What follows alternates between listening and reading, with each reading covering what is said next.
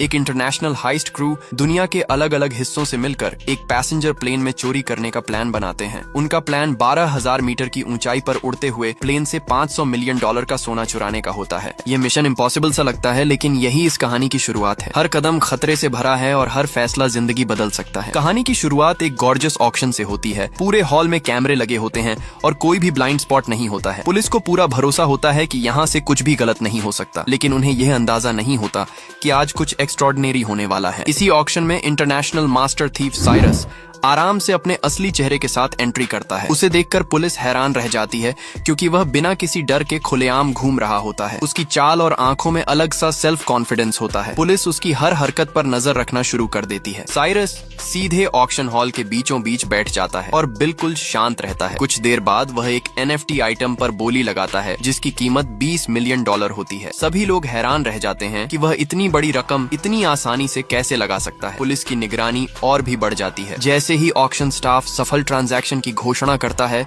उसी पल साइरस अपने ईयरपीस से अपने अकॉम्प्लिसेस को ऑर्डर देता है। उसी समय स्टाफ मेंबर हथौड़ा मारकर ऑक्शन बंद करता है। अचानक पूरे हॉल में अलार्म बजने लगता है। हाल में अफरा तफरी मच जाती है और लोग इधर उधर भागने लगते हैं। CIA एजेंट एबी शुरू से ही साइरस पर नजर रखे होती है। जैसे ही वह साइरस को हरकत करते देखती है, वह तुरंत ऑक्शन स्टाफ को पूरा बिल्डिंग सील करने का ऑर्डर देती है। लेकिन तब तक बहुत देर हो चुकी थी। साइरस पहले ही NFT आर्टिस्ट को वहां से अपने साथ ले जा चुका था। उसी पल एबी को एहसास होता है कि अगर साइरस को NFT चुराना था तो सबसे आसान तरीका आर्टिस्ट को किडनैप करना था। उसे समझ आ जाता है कि यह सब एक स्मोक स्क्रीन था। वह जल्दी से हार्बर पर बोट मंगवाकर साइरस को रोकने की कोशिश करती है, लेकिन साइरस बिल्कुल भी घबराता नहीं है। साइरस अपने टीममेट मीसान को प्लान शुरू करने का इशारा करता है। मीसान तुरंत नेटवर्क इन्फिल्ट्रेट करता है और फायर अलार्म एक्टिवेट कर देता है। इससे एबी की सारी कोशिशें नाकाम हो जाती हैं। इसी बीच फीमेल पायलट कमीला पूरी शांति के साथ बोट की स्पीड बढ़ाती है और शार्प ड्रिफ्ट से तेज मोड़ लेती है। एबी हार मानने वालों में से नहीं होती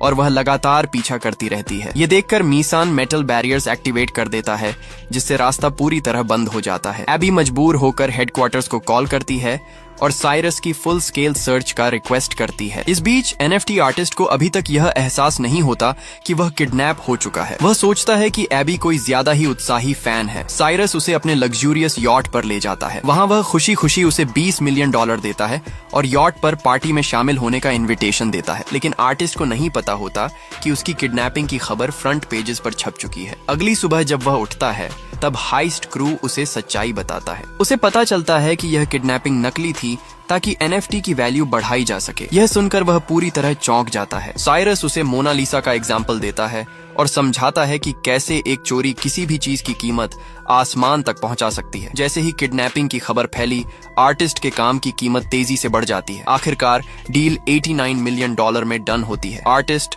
खुशी से झूम उठता है। उसी समय CIA को खबर मिलती है कि टेररिस्ट लीडर लार्स $500 मिलियन का इलीगल गोल्ड स्मगल करने वाला है। इससे भी ज्यादा चौंकाने वाली बात यह होती है कि एबी को साइरस को इस मिशन के लिए शामिल करने का आदेश दिया जाता है। एबी इस फैसले का जोरदार विरोध करती है। उसे लगता है कि एक चोर को CIA मिशन देना पूरी तरह मजाक होगा, लेकिन उसके सीनियर बताते हैं कि हालात बेहद गंभीर हैं। एबी को साइरस पर भरोसा नहीं होता, क्योंकि उनके बीच पास्ट में कड़वी यादें रही होती हैं। फिर भी उसके पास कोई और रास्ता नहीं बचता। मजबूरी में एबी साइरस से मिलने जाती है और उसे डील ऑफर करती है कि अगर मिशन सफल हुआ तो साइरस और उसकी पूरी टीम के पुराने क्राइम्स माफ कर दिए जाएंगे। साइरस इस बात से इम्प्रेस होता है, लेकिन वह एक शर्त रखता है कि एबी भी इस मिशन में शामिल होगी। एबी को यह शर्त माननी पड़ती है। अगले दिन जब टीम को पता चलता है तो सब साइरस को पागल समझते हैं। उन्हें लगता है एबी CIA का ट्रैप हो सकती है, लेकिन साइरस सबको मजबूर करता है, क्योंकि एबी उनके सारे राज जानती है। आखिरकार पूरी टीम इस खतरनाक मिशन के लिए तैयार हो जाती है। कहानी यहीं से और भी ज्यादा रोमांचक मोड़ लेने वाली होती है। एबी अब पूरे मिशन की डिटेल एक्सप्लेन करना शुरू करती है। वह बताती है कि 17 दिन बाद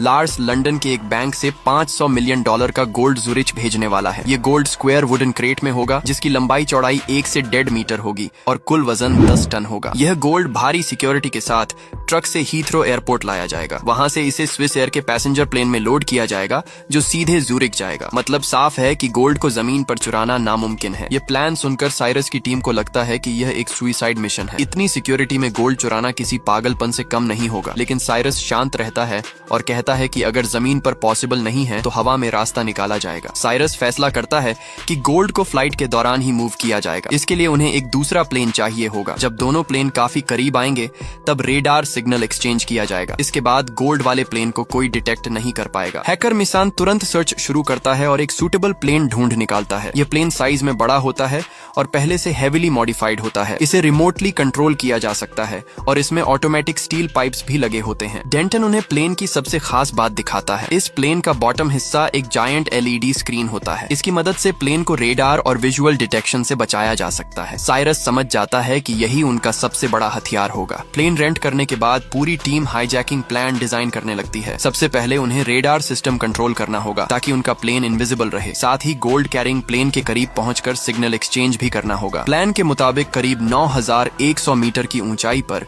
सेफ खोला जाएगा। टीम कई दिनों तक ट्रेनिंग करती है और रियल लाइफ जैसी सिचुएशन सिमुलेट की जाती है। हर मेंबर को अपना रोल परफेक्टली याद कराया जाता है। लेकिन प्रैक्टिस के दौरान एक बहुत बड़ा प्रॉब्लम सामने आता है। दो प्लेन्स जो 1100 किलोमीटर प्रति घंटे की स्पीड से उड़ रहे हों, उनमें जैमर और ट्रांसपॉन्डर को एक साथ एक्टिवेट करना ऑलमोस्ट इम्पॉसिबल है। जरा सी गलती पूरे मिशन को बर्बाद कर सकती है। इस प्रॉब्लम का सिर्फ एक सोल्यूशन होता है। एयरलाइन के अंदर से किसी इनसाइडर की मदद चाहिए जो सही समय पर सिस्टम मैनिपुलेट कर सके। एबी तुरंत एक नाम याद करती है। ये आदमी व्हील चेयर पर रहता है और उसका नाम हैरी होता है। हैरी CIA का इंसाइडर होता है और एयरलाइन में काम कर रहा होता है। वह पैसेंजर फ्लाइट के कुछ ट्रांसपोर्ट स्टाफ को भी जानता होता है। साइरस सीधा उसे $1 मिलियन ऑफर करता है ताकि वह टेम्पोरेरीली टीम ज्वाइन करे। इतने पैसे देखकर हैरी मान जाता है। इसके बाद पूरी टीम दिन रात तैयारी में जुट जाती है। कोई सोता नहीं है और कोई आराम नहीं करता। हर सेकंड का सही इस्तेमाल किया जाता है क्योंकि गलती की कोई गुंजाइश नहीं होती। मिशन सिग्नल जैमर डिवाइस दिखाता है जिसे पैसेंजर प्लेन में इंस्टॉल किया जाना होता है, लेकिन उसका शेप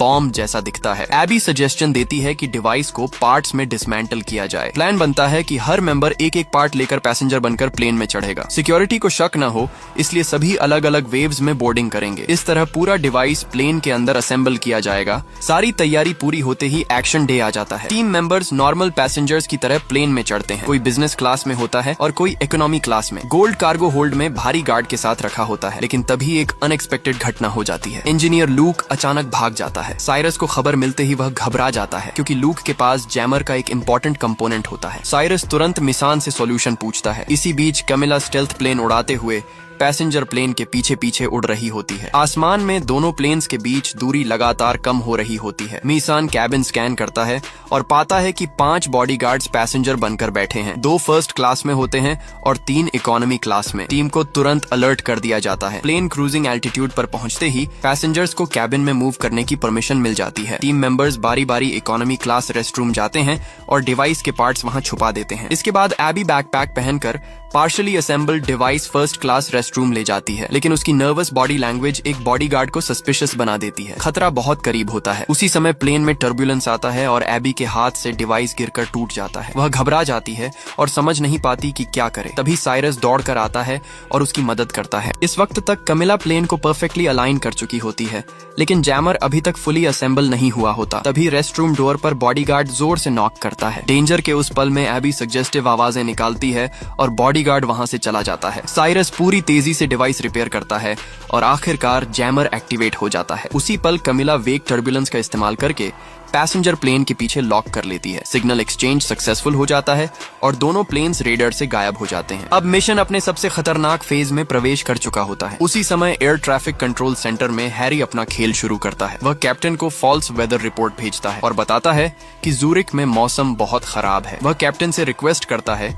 कि प्लेन को इमरजेंसी लैंडिंग के लिए बर्फीले पहाड़ों के बीच बने एयरपोर्ट की ओर मोड़ा जाए। हैरी अपना काम पूरा करने के बाद कमीला को सिग्नल भेज देता है। कमीला तुरंत अगला स्टेप एग्जीक्यूट करती है। वह रडार जैम करने वाला ड्रोन रिलीज करती है और पैसेंजर प्लेन से डिस्टेंस बढ़ा लेती है। अब दोनों प्लेन्स पूरी तरह कंट्रोल में होते हैं। कैप्टन पैसेंजर्स को इमरजेंसी लैंडिंग की अनाउंसमेंट करता है। कैबिन में हलचल होने लगती है और लोग घबरा जाते हैं। इसी बीच बॉडीगार्ड्स भी एक्टिव हो जाते हैं और सस्पिशियस मूवमेंट शुरू कर देते हैं। कार्गो होल्ड में मैग्नस अपना काम शुरू करता है। वह कंट्रोल पैनल पर बटन्स दबाने लगता है, लेकिन कुछ देर तक कोई रिस्पॉन्स नहीं आता है। हर किसी की सांस अटक जाती है। अगर सिस्टम फेल हो गया तो सब खत्म हो जाएगा। अचानक अगले ही पल सेफ अनलॉक हो जाता है। मैग्नस राहत की सांस लेता है और तुरंत पासवर्ड क्रैक करने लगता है। गोल्ड तक पहुंचने का रास्ता खुल चुका होता है, लेकिन तभी एक बॉडीगार्ड को कुछ गड़बड़ नजर आती है। वह तुरंत अलर्ट हो जाता है। बिना वक्त गंवाए कैबिन के अंदर फाइट शुरू हो जाती है। पैसेंजर्स चीखने लगते हैं और केओस फैल जाता है। इसी दौरान कैप्टन को भी कैबिन से अजीब आवाजें सुनाई देती हैं। वह स्थिति स्थिति समझते ही नियरेस्ट एयरपोर्ट पर इमरजेंसी लैंडिंग का फैसला ले लेता है। प्लेन तेजी से नीचे उतरने लगता है। प्लेन जैसे ही एल्प्स के एयरपोर्ट पर लैंड करता है, बॉडीगार्ड साइरस को गन पॉइंट पर कार्गो होल्ड में ले जाते हैं। वे गोल्ड चेक करने का आदेश देते हैं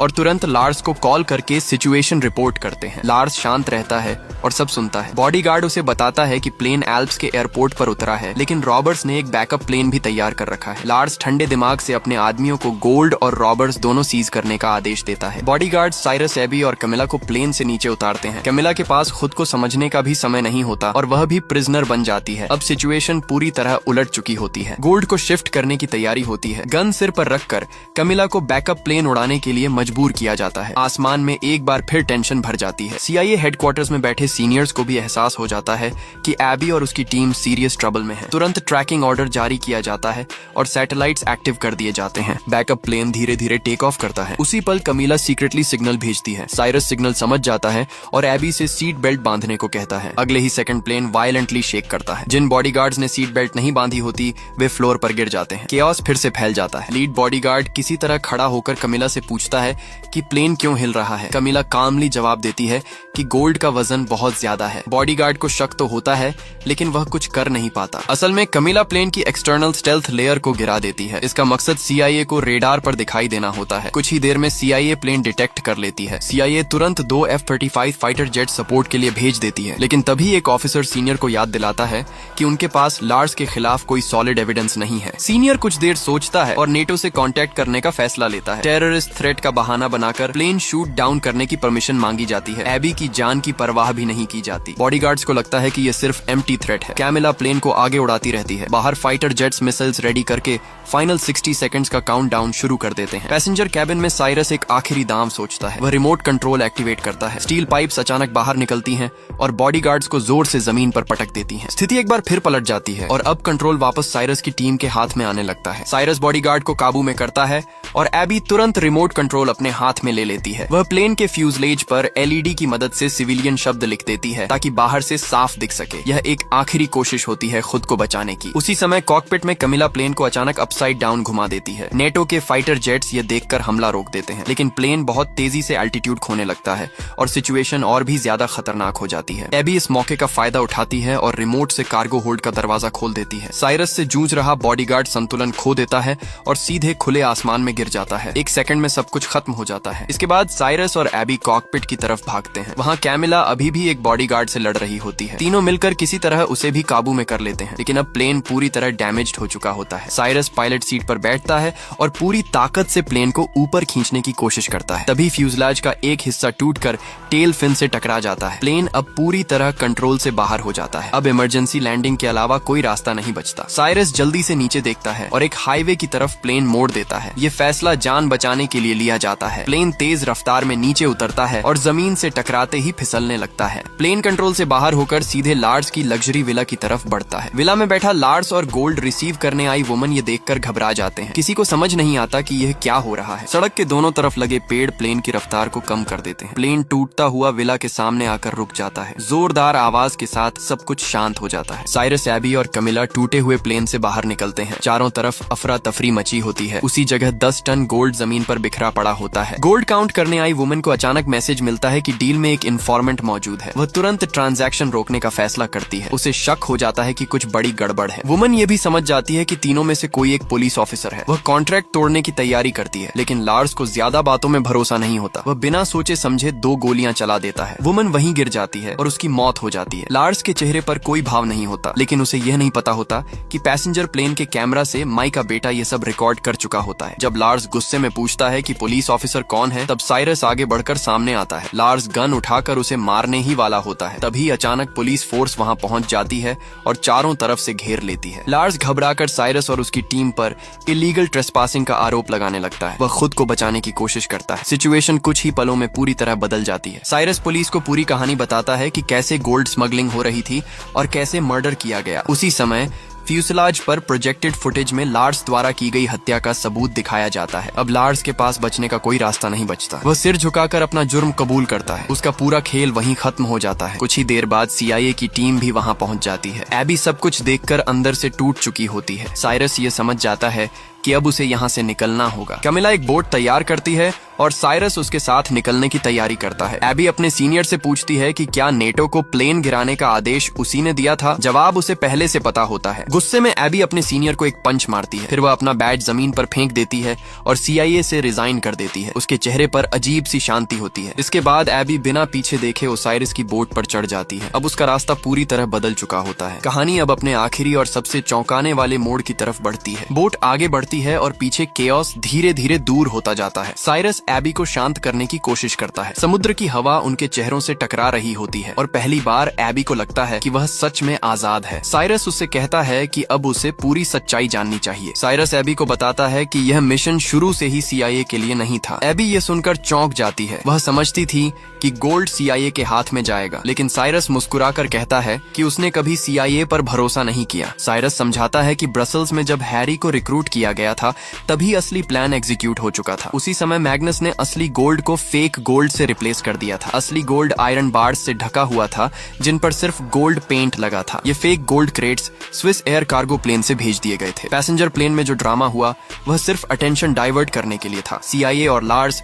दोनों का फोकस उसी प्लेन पर था। असल में मैग्नस दूसरे प्लेन का इंतजार कर रहा था। जैसे ही सही मोमेंट आया, क्रेट्स को मिड एयर स्वैप कर दिया गया। ये सबसे रिस्की हिस्सा था, लेकिन प्लान परफेक्टली एग्जीक्यूट हुआ। साइरस बताता है कि इंजीनियर लूक का भागना भी ड्रामा था। एबी को लगता था कि लूक डर गया है, लेकिन सच यह था कि लूक को साइरस ने एक बहुत जरूरी काम सौंपा था। लूक का काम था यह इंश्योर करना कि असली गोल्ड सेफ तरीके से वाटर में उतारा जाए। गोल्ड को स्पेशली डिजाइंड कंटेनर में सील किया गया था जो वाटर में सिंक नहीं करता। जब CIA और पुलिस ग्राउंड पर स्क्रैप मेटल से भरे क्रेट संभाल रहे थे तब असली गोल्ड पहले ही समुद्र में सुरक्षित छुपा दिया गया था। CIA को बदले में सिर्फ बेकार लोहा मिला। एबी ये सब सुनकर जोर से हंस पड़ती है। उसे यकीन नहीं होता कि इतने बड़े लेवल पर CIA को मैनिपुलेट किया गया। उसे समझ आ जाता है कि साइरस की टीम ने शुरू से एंड तक हर चाल खुद कंट्रोल की थी। साइरस साफ शब्दों में कहता है कि उनकी टीम कभी किसी सिस्टम के लिए काम नहीं करती, वे सिर्फ खुद पर भरोसा करते हैं। यही वजह है कि एबी को मिशन में शामिल किया गया था। टीम के बाकी मेंबर्स भी पहुंच जाते हैं। सब एक दूसरे को गले लगाते हैं। इतने दिनों बाद पूरी टीम फिर से एक साथ होती है। हर किसी की आंखों में खुशी और सुकून होता है। एबी अब ऑफिशियली इस टीम का हिस्सा बन चुकी होती है। उसके चेहरे पर कोई डर नहीं होता, सिर्फ एक्साइटमेंट और आजादी की चमक होती है। साइरस एबी को एक रिमोट कंट्रोल पकड़ाता है। वह कहता है